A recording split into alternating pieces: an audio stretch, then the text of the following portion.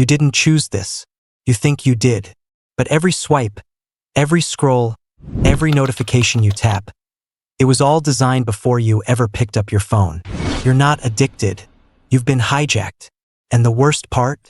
They made it feel good. They told you social media is just a tool, something you use, something you're in control of, like a hammer or a bike. But tell me this, when was the last time your bike kept you up till 3 a.m.? When was the last time your hammer made you anxious because someone didn't like what you built? Exactly. You think you can put it down whenever you want. But somehow you never do. And it's not because you're weak. It's because you're being played. There's something inside your brain called dopamine. It's your natural reward system. A little chemical spark that lights up when you eat good food, laugh with friends, or finish something meaningful. It's how your brain says, hey, that felt good. Do it again. But somewhere along the way, Silicon Valley turned it into a drug. Not heroin, not nicotine, not caffeine. This drug looks like a heart icon. It buzzes in your pocket. It refreshes in your feed. And it keeps you locked in. They took the dopamine loop and turned it into a trapdoor. Pull to refresh became your slot machine. Notifications became your dealer. Likes became little pellets of validation that you chase like a lab rat in a cage. Every time you swipe, your brain thinks it might get a hit. Not every time. Just enough to keep you chasing. That's how addiction works. Not certainty. Hope. Let me tell you about Ethan. Ethan was 14. Smart kid. Loved to draw. Loved to ride his bike till the sun went down. He used to come home sweaty, smiling, with dirt on his face and stories in his head. Then one day he got a phone. Not just a phone, a portal. To memes, to trends, to strangers who gave him attention for being funny, or cool, or angry. Didn't matter. The algorithm just wanted him to stay. And he did. 1 hour became 2, then 4. Then sleep started to disappear. Then drawing. Then talking to his parents. Then joy. He wasn't sad. Not exactly. He was just numb. His brain, still growing, was drowning in synthetic dopamine. His body was alive, but his attention was being sold. His creativity was starving. And he didn't even know it. You think that's rare? It's not. Look around. Everyone's scrolling. In class. In cars. Dinner. To funerals. Eyes down. Brain locked in. Heart somewhere else.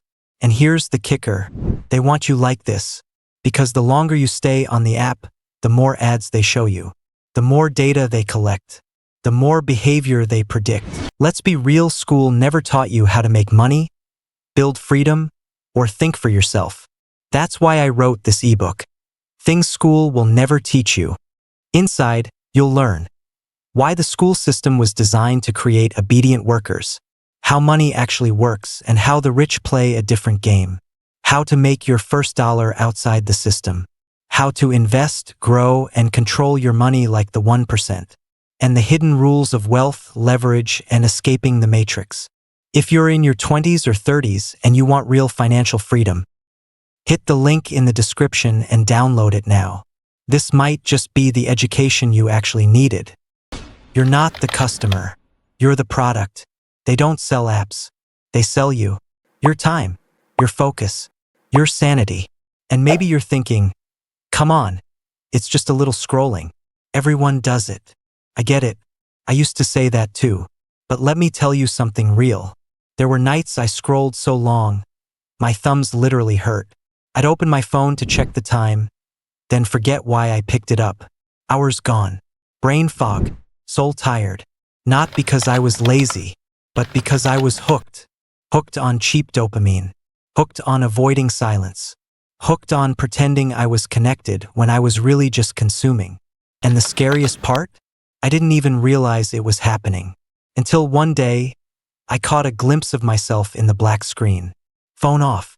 Just my reflection. I didn't recognize the person staring back. Tired. Distracted. Empty. And in that moment, I knew this wasn't who I was meant to be. Because every second I spent in that digital maze, I wasn't just wasting time. I was missing life. Real life. The kind that doesn't vibrate in your pocket. The kind that doesn't ask you to perform or compare or compete. The kind that lives in eye contact, laughter, silence, sunsets, books, deep thoughts, real friendships.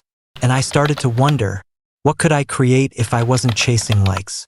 Who could I become if I wasn't being drained every day? What would my brain feel like if it could breathe again? And maybe you're wondering the same.